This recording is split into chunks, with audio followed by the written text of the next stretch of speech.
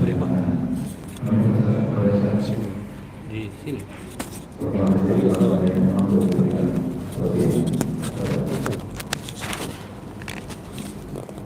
Dirasakan.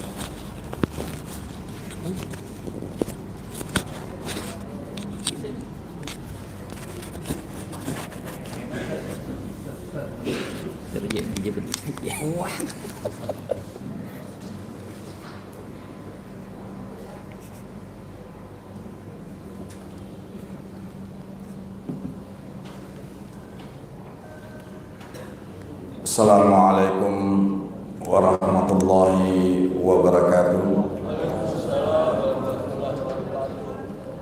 Alhamdulillahi wahidul ahad, al-fardus samad, lam yalid wa lam yulad wa lam yakul lahu kufuwan ahad.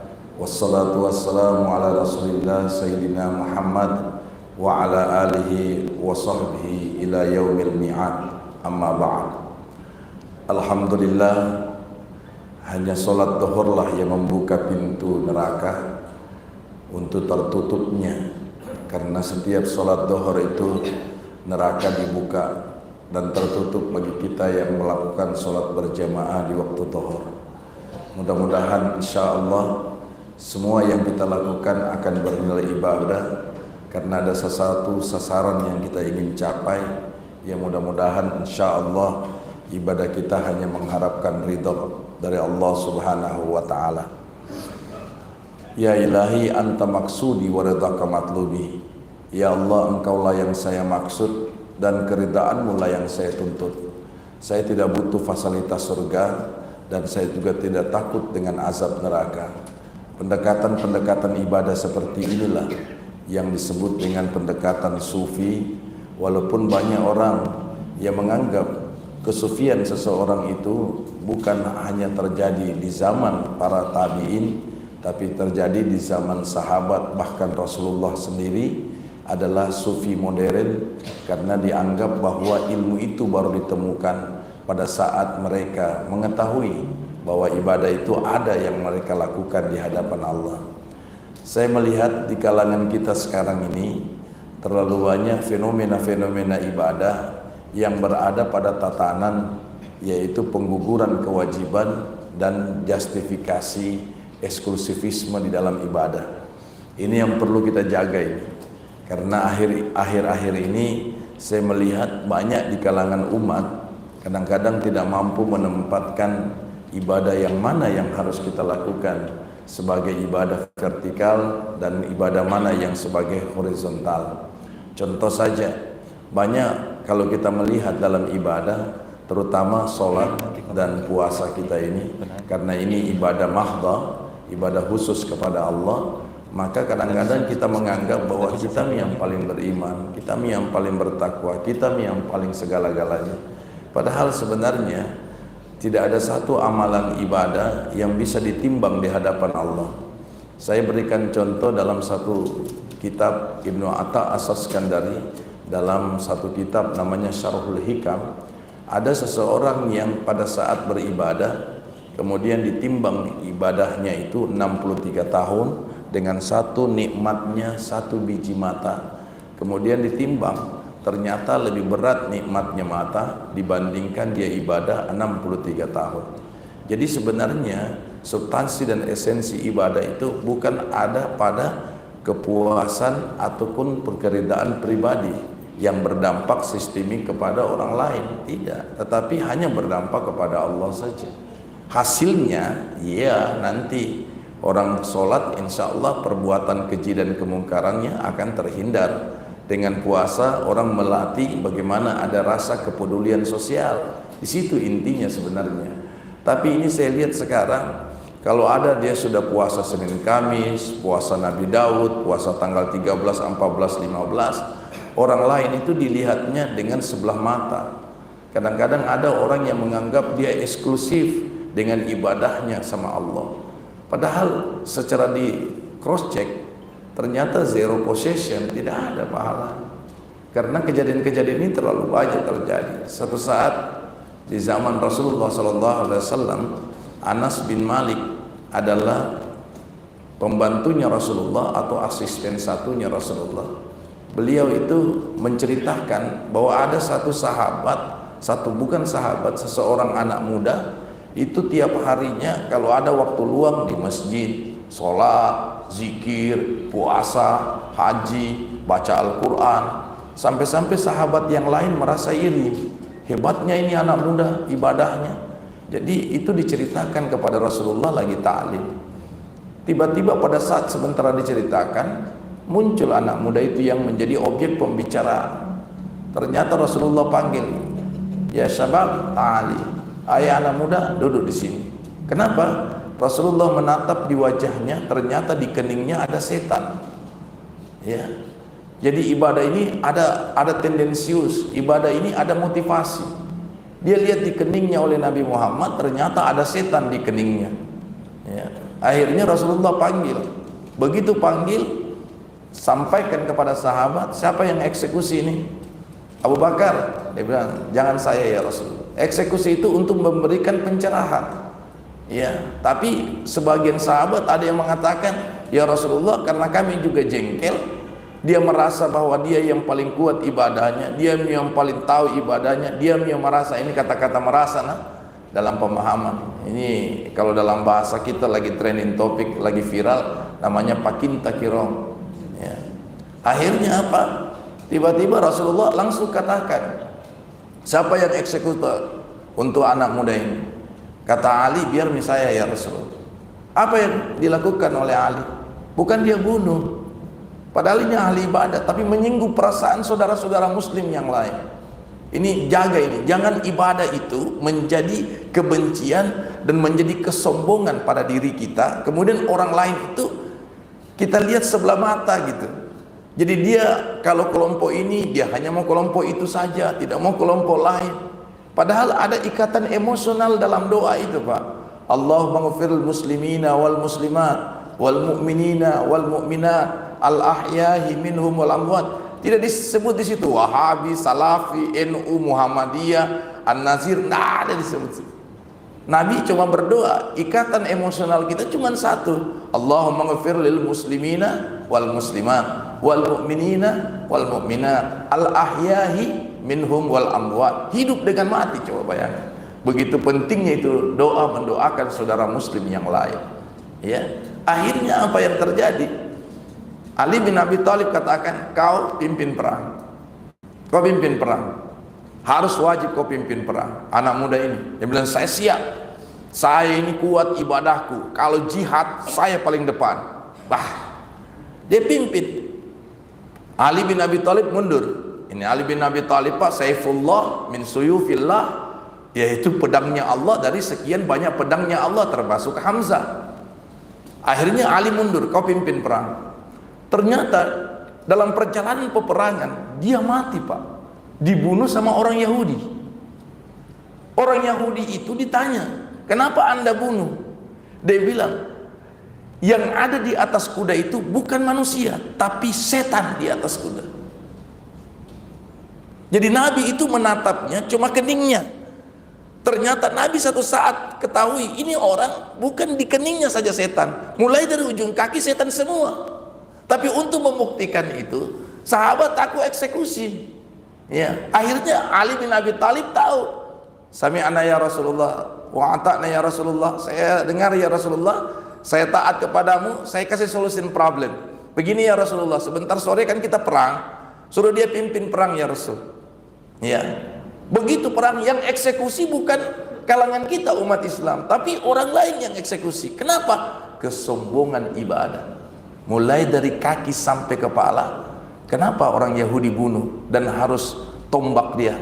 Ternyata ditanya sama orang Yahudi itu, karena orang Yahudi yang menombaknya itu memeluk agama Islam, Pak. Langsung dia mengucapkan syahadat. Kenapa dia mengucapkan syahadat? Karena yang dia bunuh itu adalah orang yang bermuka setan, mulai dari ujung kaki sampai ujung rambut itu setan semua. Ditanya, apa motivasinya anda bunuh? Dia bilang, saya bukan lihat lawan lagi, yang saya lihat setan semua, mulai dari ujung kaki sampai ujung rambut. Maka di hadapanmu ya Rasulullah, saya ucapkan 2 kalimat syahadat untuk memeluk agama Islam. Nah, ini kata merasa ini Mudah-mudahan hilang ini. Saya lihat ini mulai ada kecenderungan orang begitu, ya. Artinya kecenderungan ibadah. Padahal 10 tahun lalu dia member di Jalan Nusantara, karena hijrah dia mulai aktif terus, Pak. Ya, kalau dia sudah ibadah itu, yang lain itu ini sana itu kullu bid'ah dalalah wa kullu dalalah finnar. Ini bid'ah semua ini, dan setiap ini menyesatkan. Satu hadisnya, karena dia menganggap dia ini penghuni surga. Ya, tidak boleh dalam Islam kayak begitu. Eksekutif kelas, tidak boleh sama sekali. Pak, jujur saja kita ini Ramadan, startnya beda-beda. An-Nazir itu sudah 3 hari, 4 hari. Hisab ini sudah 2 hari. Mereka sudah 3 hari. Dia sudah hari ke-5 ini hari. Kita baru hari ke-4. Ya, kalau mau dipakai seperti ini, kira-kira dari ibadah saya sudah ibadah prinsip ini, ibadah mahdhah ini, ibadah wajib ini. Dari ibadah saja sudah kita beda. Ya, kira-kira Anda mau katakan An-Nazir masuk neraka? Yang hisab itu masuk neraka? Kemudian yang ru'ya masuk neraka? Semua punya dasar referensi? Tidak bisa begitu, Pak. Urusan neraka itu bukan urusan ibadah saja. Ya, tidak usah menjustis orang. Ya, ini kan suasana kebatinannya orang ganggu, Pak.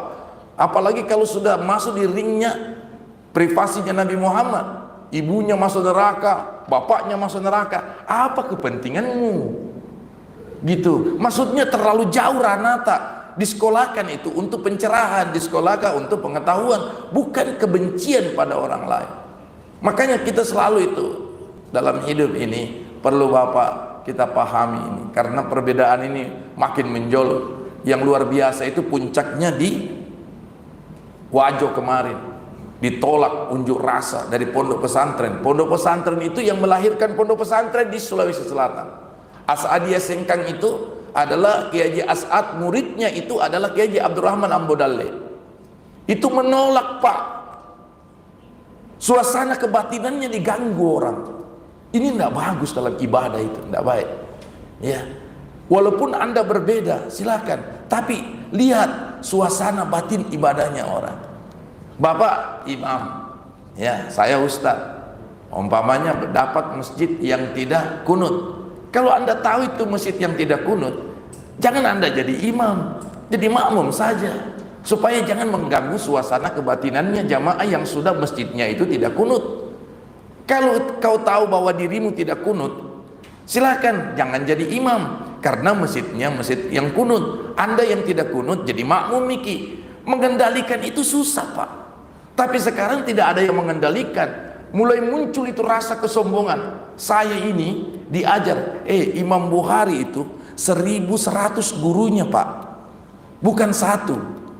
Bukan satu, Pak. Bayangkan saja kalau saya mondok di pondok pesantren 6 tahun. Guruku sudah berapa? Tambah lagi ke Syria, tambah lagi ke Yaman, tambah lagi ke sini, masuk kampus UIN. Sekian lagi guruku, dosenku. Tambah lagi berikutnya S2-nya, berapa lagi guruku, tambah lagi sekian. Masa tidak bisa kita membedakan, ya, bahwa di dokter itu ada interpretasi, ada pencerahan, ada interaksi, ada interaktif dalam memahami agama itu. Coba. Ini saya lihat banyak orang asal cuma tahu satu dalil, langsung tanya, mana dalilnya? Jadi para pendengar RRI, jangan lagi ada yang begini-beginilah. Saya selalu ingatkan, ya. Artinya suasana kebatinan jamaah itu jangan kau ganggu. Itu Imam Syafi'i masuk di Imam Malik, dia tidak pernah kunut itu, tidak pernah. Dia jadi makmum di belakang. Imam Ahmad bin Hambal kalau menceritakan tentang gurunya Imam Syafi'i itu luar biasa. Sampai diceritakan sama anak perempuannya, Anda tahu itu Imam Syafi'i itu luar biasa, ahli ilmu, ya, semua bacaan baru 1 kali baca, nah hafal. Ini bapaknya ini muridnya Imam Syafi'i, namanya Ahmad bin Hambal, muridnya langsung. Tapi dia ceritakan kebaikan gurunya, dia tidak pernah ceritakan kejelekan gurunya. Akhirnya anaknya Imam Ahmad itu lubangin itu kamar tidurnya Imam Syafi'i. Dia lubang. Maksudnya lubangi untuk mencari pembuktian. Kenapa begitu hebatnya gurunya diceritakan oleh ayahnya sebagai muridnya. Dia lubangin Pak kamar tidurnya Imam Syafi'i. Baru dia intip. Apa yang dilakukan oleh Imam Syafi'i? Ternyata Imam Syafi'i tidak bangun tahajud, tidur terus. Tapi Imam Ahmad bin Hambal bapaknya bangun tahajud. Dia bilang, bagaimana bisa disebut guru nama setidur? Tahajud dia tidur, sementara bapak saya muridnya lagi tahajud. Selesai pas futur, lagi makan pagi, anaknya nyelonong codo langsung tanya. Katanya, guru, tadi malam bapak saya bangun tahajud. Ini kesombongan lagi nih. Ya, karena terlalu populer dan terlalu masyhur Imam Ahmad menceritakan gurunya Imam Syafi'i. Akhirnya apa? Apa yang terjadi Pak? Begitu dia lihat tidak ada tahajud, tidur terus. Nanti azan subuh baru bangun Imam Syafi'i. Tapi bapaknya bangun tahajud. Dia yang tidak mengalami, melihat ada kesombongan di situ. Coba ya, kayaknya bahaya betul ini sombong. Kenapa saya bilang sombong paling bahaya dalam ibadah? Itu iblis Pak. Karena sombongnya 80.000 tahun tinggal di surga, dikeluarkan dari surga Pak. 80.000 tahun. Nah kau berapa tahun ibadahmu? Ini 80.000 tahun itu iblis dikeluarkan dari surga. Kenapa? Karena kesombongannya. Nah kita ini tidak pernah tinggal di surga dan tidak pernah masuk surga. Nah sombong lagi ibadah tak? Astagfirullahaladzim. Ya, akhirnya begitu futur makan pagi langsung ditanya, ayah itu guru tak? Dia bilang iya. Kenapa itu guru begitu? Masa tadi malam tidak bangun tahajud? Nah kita tahajud. Ditanyalah Imam Syafi'i, guru tadi malam tidur tidak sempat bangun tahajud? Iya, saya tidak sempat tahajud tadi malam. Kenapa? Ada 40 masalah agama yang saya selesaikan dalam tidur saya untuk kepentingan umat. Apa kata Imam Syafi'i? Nah itu bapak mau tahajud untuk dirinya, tapi saya tidak bangun tahajud bukan untuk diriku, tapi untuk umat, untuk menyelesaikan 40 masalah agama dalam tidur. Jadi itu tidurnya orang alim. Kalau dia selesaikan biar 10.000. Abu Zar Al-Ghifari saja, Abu Zar Al-Ghifari, orang yang duduk di majelis itu lebih baik daripada sholat sunat 1000 rakaat. Kayak begini-begini yang dibuat oleh program RRI. Ini orang yang hadir di majelis kayak begini lebih baik daripada sholat sunat 1000 rakaat. Jadi ini membutuhkan budget kurang lebih sekitar 35 sampai 36 juta. Jadi bapak duduk begini ini dibayar oleh Allah 36 juta Pak. Karena orang yang hadir di majelis itu lebih baik daripada sholat sunat 1000 rakaat. Dan yang sholat sunat 1000 rakaat pembanding komparatifnya adalah sholat sunat di Masjid Nabawi. Jadi kalau bapak ke Masjid Nabawi bayar dulu Pak 36 juta, baru bapak bisa punya visa dan berangkat di musim Ramadan. Jadi bapak duduk di sini kompensasinya, budgetnya itu 36 juta Pak untuk dengarkan ceramah dohor ini. Ya, kalau kompensasinya seperti itu. Yang kedua, orang yang hadir di majelis itu lebih baik daripada orang mati syahid 1000 orang. Ini tidak main-main. Hadisnya dalam kitab Al-Alim wal Muta'allim. Bahkan dalam kitab Adabul Muta'allim, Al-Adabu Alim wal Muta'allim. Orang yang hadir di majelis itu lebih baik daripada orang yang mati syahid 1000 orang. Itu nilai pahala. Lebih hebat lagi nih hadis yang kedua ini. Yang ketiga, orang yang hadir di majelis itu lebih baik daripada orang yang menziarahi orang sakit 1000 orang. Coba bayangkan ini hadisnya sahih, Abu Zar Al-Ghifari. Makanya saya selalu meminta kepada kita, sebenarnya kalau ibadah mahdah, ibadah pribadi Anda dengan sunnah, lebih baik taklim lebih bagus. Makanya saya apresiasi itu sama jamaah tabligh Pak. Saya apresiasi. Dan dia mampu ekspansi Islam sampai ke Inggris. Dan itu tidak huha-huha Pak. Dia aja saja orang sholat. Sekarang orang ini sholat baru begini angkat begini berbeda kok. Begini sudah berbeda kok. Allahu Akbar. Oh itu tidak ada dalilnya itu. Yang begini ada dalilnya. Nah, ini yang begini-begini. Itu kalau jamaah tabligh tidak pakai dalil, datang ke sholat. Nanti taklim huruj sekian bulan keluar. Dan itu berhasil. Dulu waktu pertama masuk di Makassar, itu kita curigai karena pusatnya di Jalan Veteran. Ya, kita mulai timbul kecurigaan, termasuk beberapa pejabat-pejabat internal Sulsel juga pertanyakan sama saya, Ustadz, aliran apa itu? Kok begini? Saya bilang jangan curiga, selalu curiga. Ini curiga ini kadang-kadang kecurigaan yang permanen. Artinya kalau setiap ada perbedaan, asal bukan golongannya dia, dan ternyata begitu terjadi. Ini lebih parah lagi sekarang, Pak. Ya, lebih parah lagi. Sekarang ini antara Masjid 99 dengan Masjid Terapung beda 140 derajat. Ya, Bapak pergi tarawih sana, Bapak pergi tarawih di masjid. Itu berbeda, Pak. Siapa yang membuat perbedaan ini? Selalu suasana batinnya orang dia ganggu.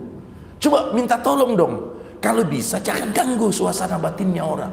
Kau sudah tahu di Wajo itu basisnya pondok pesantren As'adiyah Sengkang. Dia punya andil, dia punya nilai begitu besar. Dia sudah berbuat untuk Sulawesi Selatan. Tiba-tiba Anda masuk di unjuk rasa, kan tidak baik kita.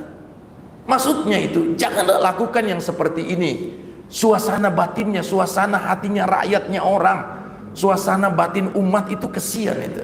Saya jadi bingung, Pak. Nabi Muhammad ditolak di Taif sampai Jibril menawarkan. Apa Jibril menawarkan? Bagaimana kalau Taif saya balik? Malaikat gunung yang gunung Taif itu ada malaikatnya, penjaganya. Gunungnya yang ngomong, saya ke atas, kepalaku ke bawah. Bagaimana ya Rasul? Jangan. Wahum la ya'lamun, mereka belum. Patah giginya Nabi Muhammad dilempari. Kalau soal patah biasa, kalau fisik Nabi Muhammad fisik tidak apa-apa. Tapi yang membuat Nabi Muhammad itu agak sedikit kayak tidak enak. Ya istilahnya kalau kita itu pakinta, tapi pakintanya perasaannya diteriakin sama anak-anak, Pak. Jadi orang anak-anak Taif itu teriakin Muhammad gila, Muhammad gila. Coba Bapak ya dapil 1, kemudian Bapak begitu masuk, baru masuk di daerah Jajahanta, Zonata, Dapilta, baru teriak itu anak-anak orang gila. Lebih parah itu, Pak. Sepanjang jalan teriakin. Beda itu justisnya itu anak-anak. Itu yang membuat Nabi Muhammad itu di situ aja, satu itu. Yang lainnya wahum la ya'lamun. Mereka belum tahu ya Allah. Mereka belum tahu ya Allah. Jibril, enggak usah balik ini gunung. Ya, yang jaga gunung juga bilang, saya balik. Nah, ini suasana kebatinan. Jadi saya selalu minta, marilah kita ibadah. Disuasanakan itu batin. Kalau kita bisa tenang dan orang lain bisa tenang, alhamdulillah. Itu yang paling terbaik. Ya, jadi tidak usah ada nukta titik-titik kebencian sama umat. Saya kemarin di Merauke saya kasih tahu begini, Pak. Kenapa kita kalau sama orang non muslim kita baik cerita tak, baik bicara tak? Kenapa kalau sama saudara tak langsung neraka? Ini kalau orang non muslim, Pak, ya, wah kita harus toleransi, kita harus pluralisme, ya.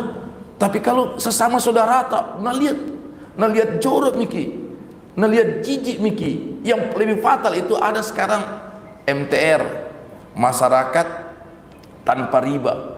Kesian itu masyarakat yang kerja di bank dianggap seperti selokan, Pak. Ini nih penghuni neraka semua ini. Bank konvensional, astagfirullahaladzim. Yang begitu-begitu yang kita, artinya insaf ko, sadar ko, hijrah saja. Nggak usah menjustis orang karena kau pernah di dalam gitu. Kau pernah ada di lembah itu, kau pernah ada di suasana itu. Hijrah. Ah, ini penting, ini Ramadan. Kalau ini bisa kita lakukan, Pak, insya Allah. Perbaiki saja ini, Pak. Kalau ini sudah baik. Makanya itu Nabi. Orang di kampung, kampungan, Pak. Orang di kampung, kampungan. Orang di desa sangat terpencil, terpinggirkan, termarginalkan, paling. Tapi kalau pegang tangan sama orang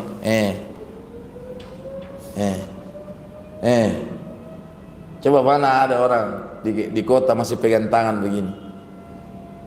Dia pegang tangan kirinya di atas, baru dia ulurkan tangan. Kampung memang, tetapi hatinya bersih.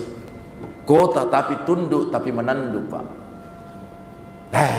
Teman, sahabat, sekarang ini nggak usah itu. Biar istrinya orang, sahabat juga tuh ya.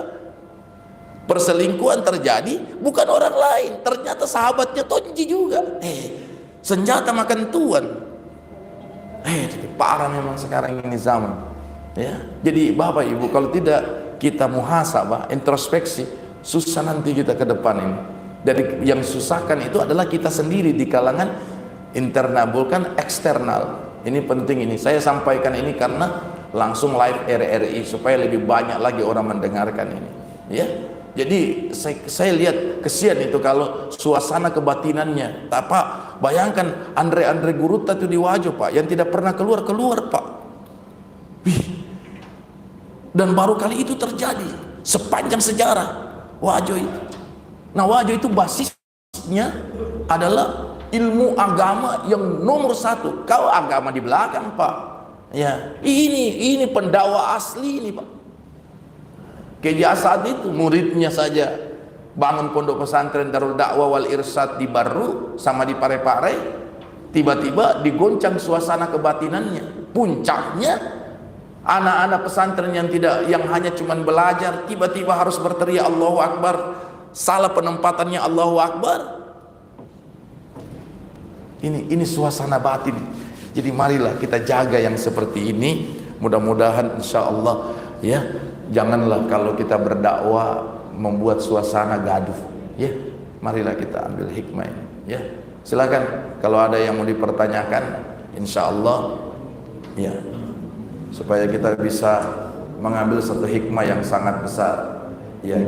Baik, kami mencoba yang bertanya seputar apa yang dibahas dari Ustaz mengenai kewajiban kepada kamu. Sekarang kita menuju ke bagian belakang ini. Pertanyaan singkat saja, Pak, ya. Satu saja pertanyaan supaya yang lain terkeluar. Assalamualaikum warahmatullahi wabarakatuh. Waalaikumsalam. Alhamdulillah kita ketemu di bulan suci Ramadan ini. Allah memberi umur yang banyak pada kita semua. Ini pertanyaannya Ustaz, ringan-ringan saja ini. Kenapa tayamum itu tidak bisa dipakai 2 kali sholat? Itu saja salah satu sampai. Ya, maksud saya. Ya, ini yang bertanya ini adalah jamaah tetap Warkop Mapanyuki. Jadi saya lah Ustadz Warkop yang selalu setiap hari ceramah terus, dan itu sudah hampir berjalan 9 tahun.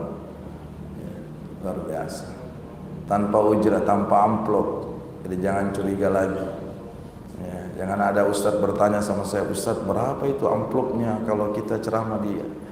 Saya bilang, baik, kaya mah ini karena 9 tahun, Pak. Tiap hari, Pak, tiap hari jam 8 pagi. Jadi ini termasuk, bayangkan ini. Mudah-mudahan dipanjangkan umur oleh Allah. Karena Ramadan kita liburkan karena tidak bisa. Boleh juga minum kopi menjelang berbuka puasa. Kita duduk-duduk di warkop kan. Ya, cuma warkop buka sekarang, nanti jam habis buka baru dia buka, ya. Jadi kalau kita ceramai mengganggu dengan waktu masjid. Nah, sebenarnya begini, di dalam Al-Quran itu sudah jelas ya bahwa aula tamustumun nisa, kemudian in kuntum junubun fattaharu, kemudian berikutnya dikatakan tayamum itu adalah pengganti 2. Yang pertama dia adalah pengganti sholat, wudu, yang kedua adalah dia pengganti mandi junub. Jadi kalau posisinya sekarang sholatnya itu dalam keadaan emergensi darurat, dia tidak ada, makanya tidak ada itu tayamum untuk sholat sunat, tidak ada, Pak. Dia hanya sholat wajib saja, dan satu tayamum untuk satu sholat. Tidak boleh seperti wudhu, Bapak berwudhu dohor, Bapak tidak membatalkan wudhu dohor, bisa dipakai sampai asar. Tapi kalau tayamum tidak bisa. Tayamum itu hanya untuk sholat wajib saja. Jadi kalau ada yang mau sholat sunat gabliyah tidak boleh, ba'diyah tidak boleh. Dia cuma untuk sholat wajib saja, emergensi, darurat. Dan dia dipakai pada saat mau sholat, bukan dipakai habis tayamum, duduk dulu kita cerita. Nggak bisa. Nanti mau sholat baru dipakai. Jadi makanya beberapa mazhab itu berbeda dalam interpretasi masalah tayamum ini.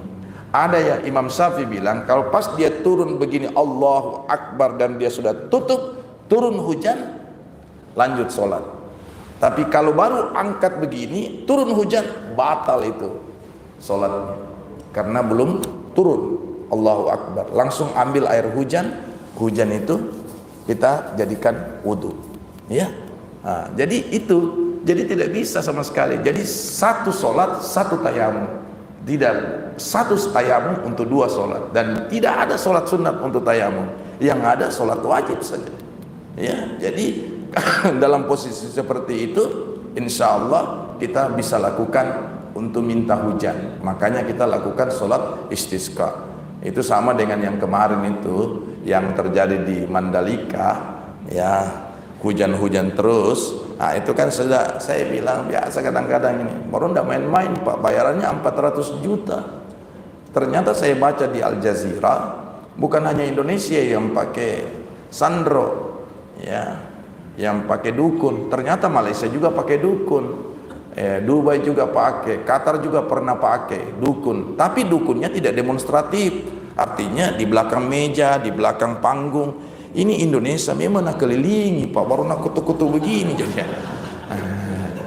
Maksud saya semua dipakai dukun, tapi dukunnya tidak demonstratif.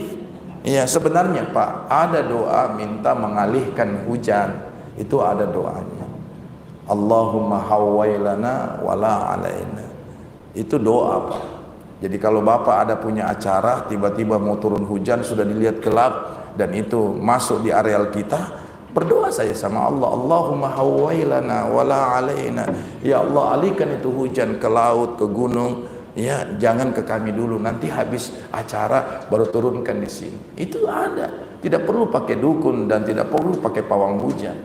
Dulu waktu Pak Tri Sutrisno jadi wakil presiden kan pernah mau sholat di Karebosi, tiba-tiba ya Bang Pampres ambil yaitu dukun dan pawang hujan dari 2 kota, 15 orang, ya, 8 dari Jakarta kalau tidak salah, 7 dari Banten.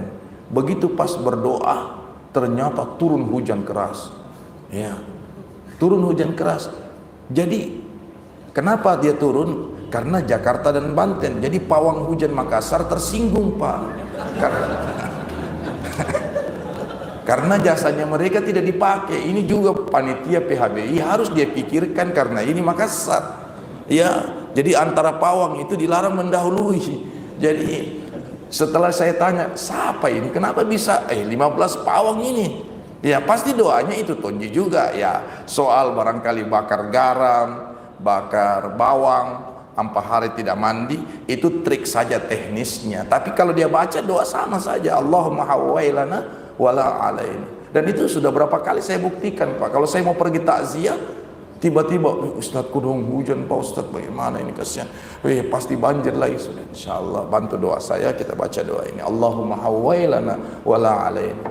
Jadi dia alihkan hujan. Nanti sudah selesai saya ceramah takziah baru hujan. Tapi kesian juga pengawasan tabang kakak juga, kesian yang punya motor, nah saya pakai mobil, aduh tidak salah doaku ini ya Allah. Sampai begitu itu menjaga suasana doa itu jangan sampai berdampak tidak baik kepada orang lain. Apalagi kalau kita doakan orang masuk neraka Pak, wih, itu yang biasa. Jangan kayak begitu-begitu deh. Urusan neraka itu sangat privasi untuk Tuhan lah, ya, kayak begitulah. Silakan ada lagi yang mau bertanya, ya.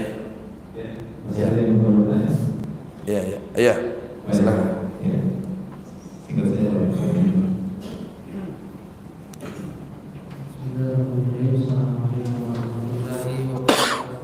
Waalaikumsalam.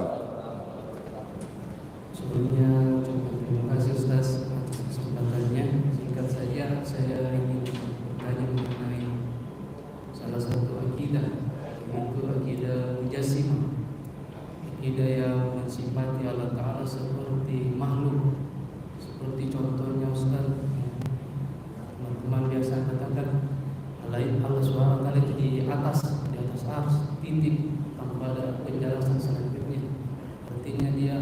mensifati Allah Ta'ala seperti makhluknya, terikat waktu dan tempat, sedangkan waktu dan tempat juga makhluknya Allah Subhanahu wa Ta'ala. Jadi zamannya kan Ustaz, apakah akidah Mujassimah akidah seperti ini termasuk akidah Ahlussunnah wal Jamaah?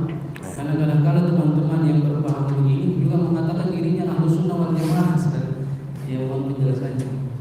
Iya. Siapa saja yang mengidentikan dia Ahlussunnah wal Jamaah, tetapi operasionalnya, teknisnya seperti apa, dia tonji yang nanti dapat. Ya. Kalau Al-Jazimah itu dengan Ahlussunnah sama ji, tidak ada perbedaan. Sebenarnya tidak ada ji perbedaan yang ada, tapi dia mengeksklusifkan. Ini sudah pernah terjadi di zaman Nabi loh, kembali ulang. Jadi saya bilang mau dekat kiamat ini. Ya. Jadi intinya ya ada beberapa memang ya kalau saya lihat bahwa ini kelompok-kelompok Syiah, kelompok-kelompok Khawarij yang mau masuk, ya saya kira janganlah. Kalau begini saya kasih metodologinya supaya lebih paham Miki, supaya jangan mengganggu, tidak usah mengidentikan. Begini saja solusi problemnya adalah apa yang Anda tahu agama itu dari orang tua itu mau. Jangan mau yang lain.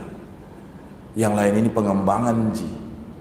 Jadi apa yang kau tahu agamanya, ibadahnya, ritualnya dari orang tuamu, lanjutkan saja. Karena dia telah fit and proper test melewati ulama yang hidup pada zaman itu.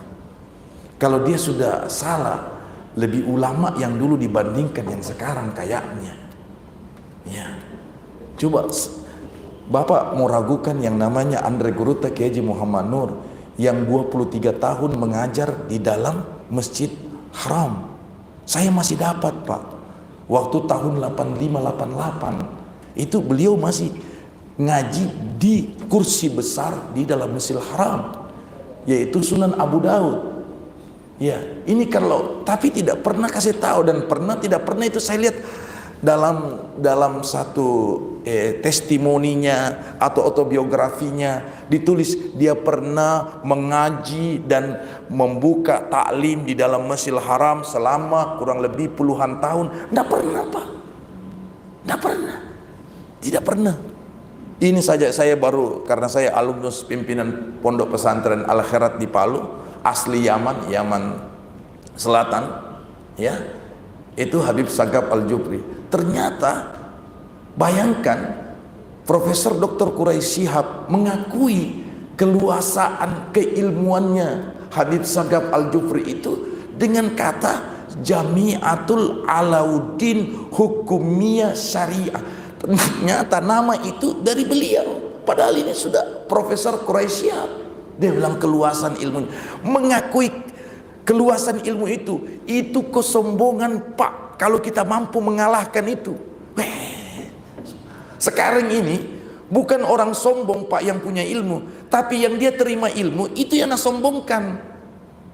Makanya saya bilang Imam Bukhari ini 1080 muridnya, ada yang mengatakan 1100 itu gurunya Pak. Kalau Bapak baca itu Imam Bukhari, itu Imam Bukhari sudah buta, tidak bisa buat apa-apa.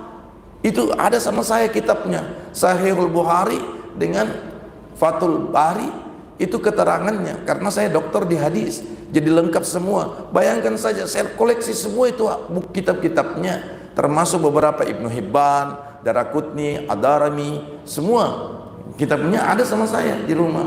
Itu saya baca. Memang Bukhari ini luar biasa Pak. Bayangkan untuk meyakinkan dia hadisnya sahih atau tidak, dia tidur di kuburnya Nabi Muhammad. Baru dia tanya sama Nabi Muhammad, Nabi Muhammad, saya bacakan apa betul ini dari perkataanmu?